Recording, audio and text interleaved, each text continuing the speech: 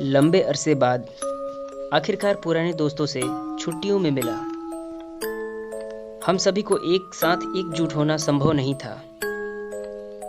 हम सभी बहुत खुश थे। हमने सोचा क्यों ना एक ट्रिप डिसाइड किया जाए। हम सारे दोस्त मिलकर एक ट्रिप डिसाइड किए कि हम किसी ट्रिप पे चलते हैं। तो फाइनली ये आइडिया आशुतोष और अंकुर का था। हमने तय किया कि हाँ, हम कल सुबह ट्रिप के लिए निकलेंगे। उस शाम हमने एक छोटी सी पार्टी भी रखी थी। सुबह हुई, सारे दोस्त इकट्ठे हुए। हम सारे दोस्त बाइक से सुबह में ही निकल गए थे। रास्ता काफ़ी लंबा था। हम टोटल 12 लोग थे। अंकुर, आशुतोष, मनीष, सुरेंद्र, रवि, सत्यप्रकाश, रंजीत, ओम प्रकाश, जितेंद्र, अखिलेश, शिबू और मैं। हम उस किले के पास पहुंच गए। वो किला एक पहाड़ी पर स्थित था। हम सारे दोस्त उस पहाड़ी पर चढ़ने लगे। सभी मेरे आगे आगे चल रहे थे और मैं उनके पीछे था, क्योंकि मैं अपने कैमरे में सब कुछ रिकॉर्ड कर रहा था। वो पल मेरे लिए बहुत खास था। मैं एक भी शॉट मिस नहीं करना चाहता था। आखिरकार हम पहाड़ी पर पहुंच ही गए। जब हम पहाड़ पर पहुंचे तो वहां से जंगल शुरू हो गया। रास्ते काफ़ी कांटों भरे थे और प्यास से हमारा गला सूख रहा था। हमारे पास मात्र 2 बोतल पानी था और 12 लोग थे। हमारे बीच शिबू एकमात्र ऐसा शख्स था जो बहुत मजाकिया था। वो पूरे रास्ते सबका मनोरंजन कर रहा था। घंटों जंगल में चलने के बाद आखिरकार हम किले के मुख्य द्वार पर पहुंचे। वर्षों से वीरान पड़ा यह खंडहर टूटा पड़ा था, एकदम ध्वस्त था, लेकिन फिर भी उसे अपने होने का अभिमान था। कहा जाता है यहाँ वर्षों पहले शेरशाह सूरी का खुफिया अड्डा था। यहाँ पे उसके खुफिया सैनिक रहते थे, जो कि हुमायूं द्वारा आक्रमण में यह क्षतिग्रस्त हो गया। यह किला हुमायूं द्वारा बम, तोपों और गोलियों से भूना गया था और यहाँ बहुत बड़ा कत्लेआम हुआ था। इस आक्रमण में शेरशाह सूरी का पूरा परिवार तबाह हो गया था। कहा जाता है यहाँ सैकड़ों सैनिकों की हत्या की जाने पर उनकी आत्माएं यहीं भटकती हैं। हम सभी किले के अंदर पहुंचे। हमने देखा वहां अनगिनत गुफाएं थी। कोई छोटी थी, कोई बड़ी थी, और हम देखकर डर भी रहे थे।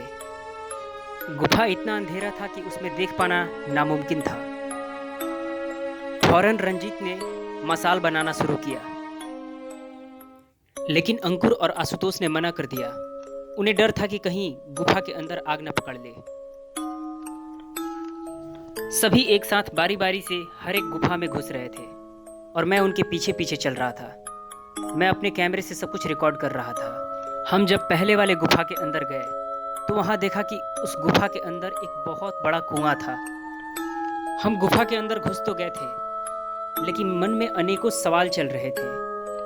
हम डर भी रहे थे, लेकिन मुस्कुरा भी रहे थे और उस पल को एंजॉय भी कर रहे थे। हम बारी बारी से हर एक गुफा में दाखिल हुए, लेकिन एकमात्र ऐसा गुफा था जिसके द्वार पर एक पत्थर से उसको ढका गया था। उस गुफा का द्वार इतना छोटा था कि उसमें एक साथ 2 लोग नहीं जा सकते थे।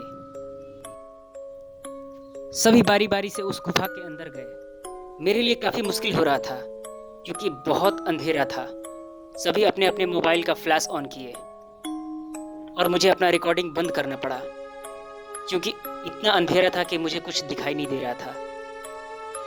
हम सभी उस गुफा के अंदर दाखिल हुए। हम एक दूसरे को देख नहीं पा रहे थे क्योंकि बहुत अंधेरा था। सत्यप्रकाश ने कहा, तुम सभी का ग्रुप फोटो लो। सभी लोग बारी बारी से एक क्यू में खड़े हो गए। फ्रेम में मुझे कुछ दिखाई नहीं दे रहा था। मैंने बोला, सब लोग पास आ जाओ, एक पास। और मैंने जैसे ही कैमरे का शटर दबाया, फोटो तो क्लिक हो गई, लेकिन उस गुफा के अंदर इतना दम घुट रहा था कि हम वहां फोटो नहीं देखे और हम चुपचाप गुफा के बाहर आ गए। सभी फोटो देखने के लिए बहुत जिद कर रहे थे, लेकिन मैंने किसी की नहीं सुनी, क्योंकि मुझे मेरे कैमरे का बैटरी बचाना था। अगर बैटरी डिस्चार्ज हो जाता तो मैं और मोमेंट कैप्चर नहीं कर पाता। गुफा से बाहर आने के बाद हम सभी किले को अच्छे से एक्सप्लोर किए। किला का हर कोना छान मारे। हमारे लिए ये बहुत बड़ा एडवेंचर एक्सपीरियंस था। शाम होने को थी और हम काफ़ी थक भी गए थे। अब हमें घर की ओर लौटना था।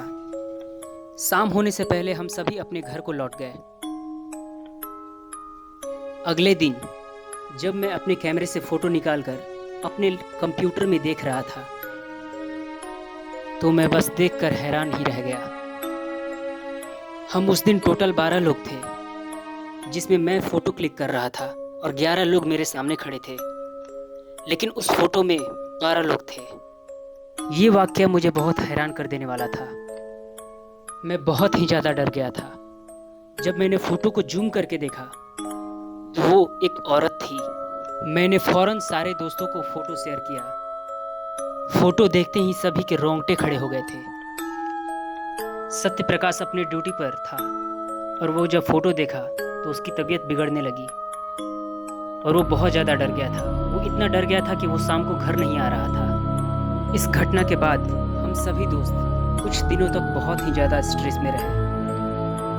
वक्त बीत गया और हम धीरे धीरे सब कुछ भूल गए, लेकिन कुछ न कुछ यादें हमेशा बनी रही।